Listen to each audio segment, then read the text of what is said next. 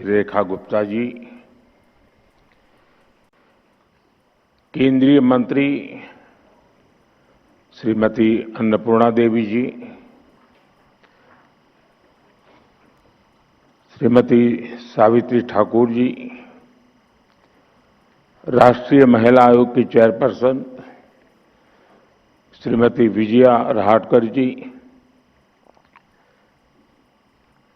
यहां आप सबके बीच भी कई वरिष्ठ लोग बैठे हैं, सांसद है, विधायक है, हमारे लोकसभा के पूर्व स्पीकर आदरणीय मीरा कुमार जी भी हमारे बीच है।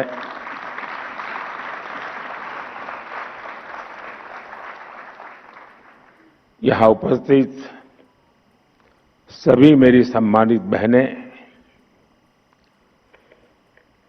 इस समय देश में बैसाखी के पर्व की उमंग है। कल देश के अलग अलग हिस्सों में नववर्ष भी मनाया जाएगा। मैं आज जलियांवाला बाग नरसंहार के वीर बलिदानियों को भी श्रद्धांजलि देता हूं। साथियों, देश की विकास यात्रा के इन अहम पड़ावों के बीच भारत 21वीं सदी के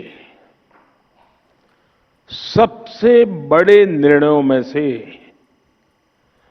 एक निर्णय लेने जा रहा है।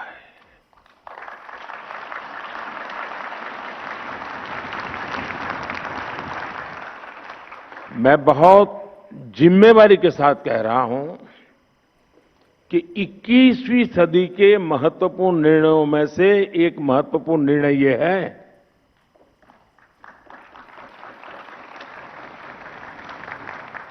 ये निर्णय नारी शक्ति को समर्पित है।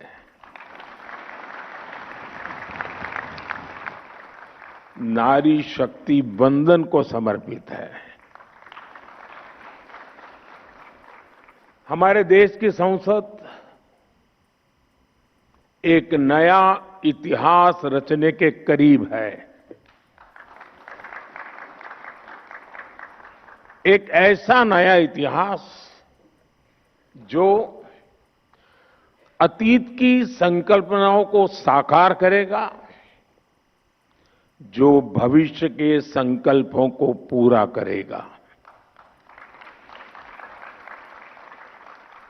एक ऐसे भारत का संकल्प जो समता मूलक हो, जहां सामाजिक न्याय केवल एक नारा न हो, लेकिन हमारी कार्य संस्कृति का, हमारे वर्क कल्चर का, हमारी निर्णय प्रक्रिया का स्वाभाविक हिस्सा हो। साथियों, राज्यों की विधानसभाओं से लेकर देश की संसद तक दशकों की प्रतीक्षा के अंत का समय 16, 17, 18 है।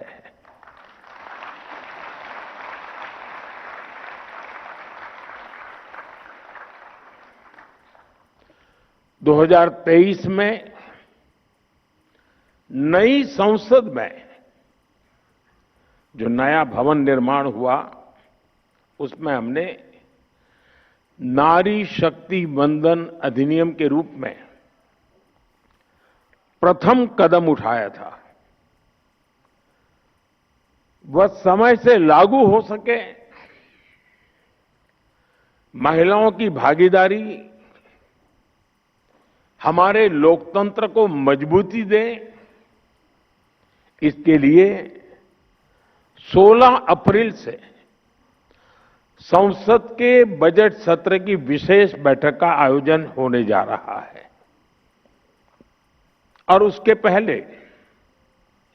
आज नारी शक्ति वंदन का ये कार्यक्रम, मैं इसके लिए इस कार्यक्रम के जरिए हमें देश की कोटि कोटि माता बहनों का आशीर्वाद मिल रहा है। और मैं इस कार्यक्रम में आपको कोई उपदेश देने नहीं आया हूं, न ही मैं आपको जगाने आया हूं। मैं आज आया हूं आप सबके, देश की कोटि कोटि माताओं बहनों के आशीर्वाद लेने के लिए।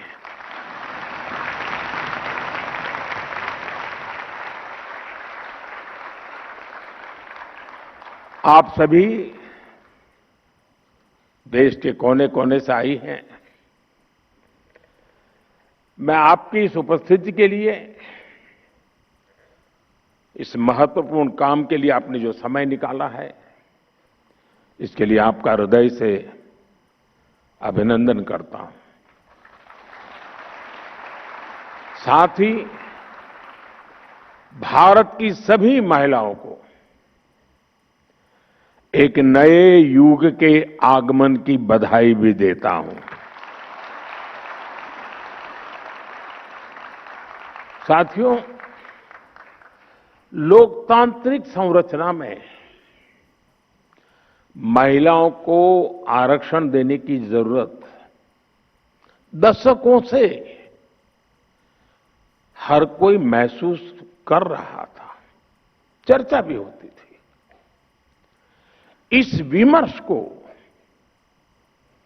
करीब करीब 4 दशक बीत गए, 40 साल बीत गए। इसमें सभी पार्टियों के और कितनी ही पीढ़ियों के प्रयास शामिल है।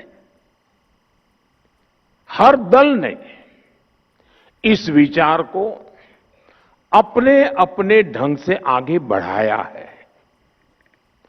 2023 में जब नारी शक्ति वंदन अधिनियम आया था, तब भी सभी दलों ने सर्वसम्मति से इसे पास कराया था।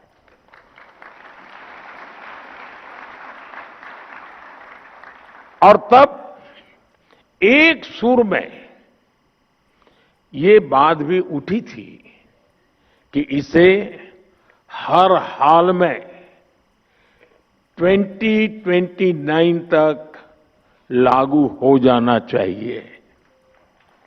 ये बात सबने कही थी।